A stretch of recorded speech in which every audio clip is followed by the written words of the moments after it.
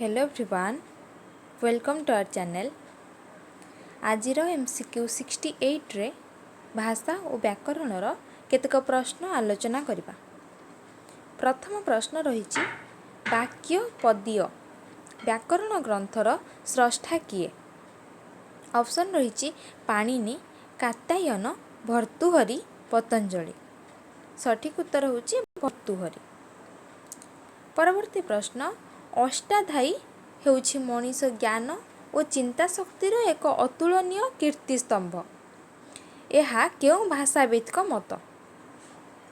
Bloomfield, Ferdinand de Saussure, W Lacey, Amos Sutton.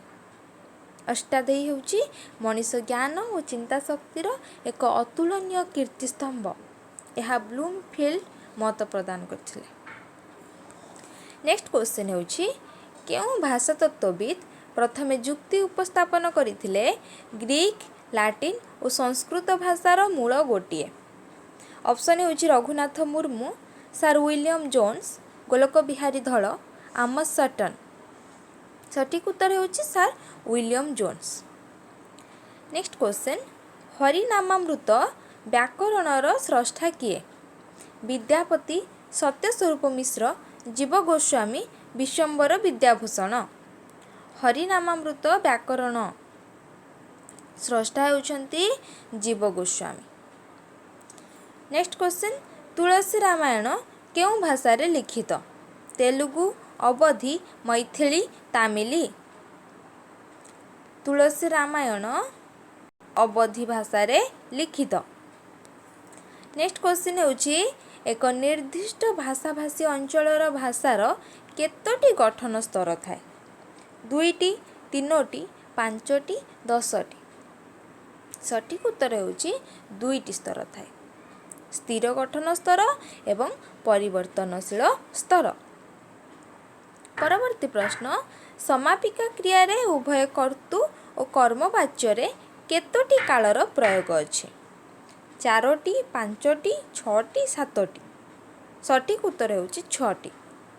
वर्तमान काल, अतीत काल, भविष्यत काल, संभाव्य काल, नित्य अतीत काल और संभावना काल। परवर्ती प्रश्न फोनिम अर्थरे संस्कृत भाषा रे केउं शब्द व्यवहृत? मात्रा, शब्द, ध्वनि, क्रिया। फोनिम अर्थरे संस्कृत भाषा रे ध्वनि शब्द व्यवहृत। परवर्ती प्रश्न केउं संधि जोगु निराकार शब्द होइछि?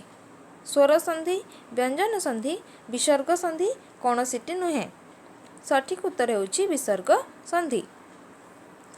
आजिर शेष प्रश्न शब्द सहित जो प्रत्यय जोग करा जाई नूतन शब्द गठन करा जाए ताहाकु कोन कहंती? विशेष्य, विशेषण, विभक्ति, तद्धित। सठिक उत्तर हेउछि तद्धित कहंती।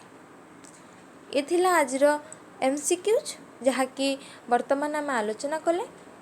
एहीपरि आमे आमर आहुरी भिडियोर नोटिफिकेशन पाइबा पई आम चैनल को सब्सक्राइब करंतु एवं पाखरे थिबा बेल आइकन को क्लिक करंतु जहाँ फल कि आमर प्रतिटी भिडियोर नोटिफिकेशन आपण माने यथाशीघ्र पाई परिबे। Thank you.